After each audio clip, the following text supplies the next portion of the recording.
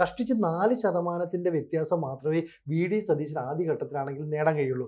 4% വ്യത്യാസം എന്ന് പറയുമ്പോൾ മനോരമയുടെ സർവേയിൽ പങ്കെടുക്കുന്നവർ, മനോരമ വായിക്കുന്നവർ ഏത് രാഷ്ട്രീയ അനുകൂലം ഉള്ളവരായിരിക്കും നമുക്ക് ഊഹിക്കാമല്ലോ. ആ രാഷ്ട്രീയ അനുകൂലം ഉള്ളവർ പോലും 4% ആനുകൂല്യമേ വി ഡി സതീശന് നൽകുന്നുള്ളൂ എന്ന് പറഞ്ഞാൽ യു ഡി എഫിന് ഒരു മികച്ച ലീഡർ ഇല്ല, നയിക്കാൻ പറ്റിയ ആളില്ല.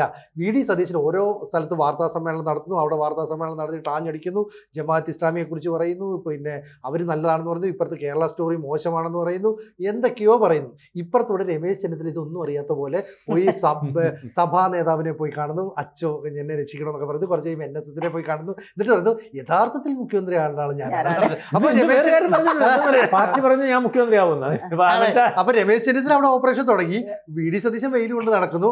അപ്പോഴത്തേക്കാണ് കെ സി വേണുഗോപാൽ എല്ലാം രാഹുൽ ഗാന്ധി തീരുമാനിക്കുന്നത്, കെ സി വേണുഗോപാൽ.